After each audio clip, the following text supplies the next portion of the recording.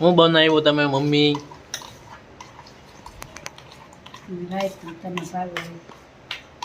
રાયતું કેવી રીતે બનાવ્યું કયો તો? પેલા મોળું દહીં લેવાનું, પછી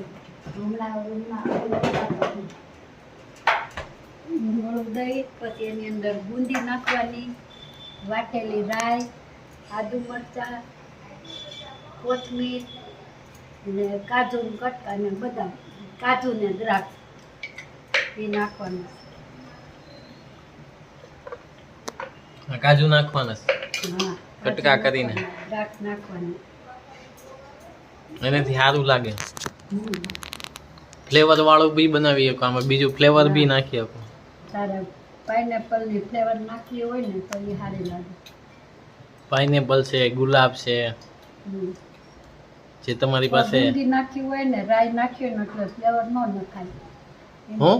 રાઈ નાખી હોય ને એટલે ફ્લેવર ન નખાય. રાઈ ની જે ફ્લેવર હોય ને, રાઈ પાચન શક્તિ માટે સારી કહેવાય, એટલે એમાં બીજી ફ્લેવર ન ભેળવે તો એનો ટેસ્ટ અને કલર ફરી જાય.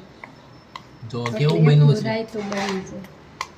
એમાં ગુંદી છે, દહીં એટલું જ નાખવાનું. દહીં આવું પાણી વાળું નહીં નાખવાનું. પાણી વગરનું દહીં, ચાટું દહીં લેવાનું. અને અંદર પૌવા નાખો ને તો તમારું વાટીને પૌવા, રાઈ, આદુ મરચાં વાટીને નાખ્યા છે. પછી પૌવા જ્યારે તમે વાટતા હતા ત્યારે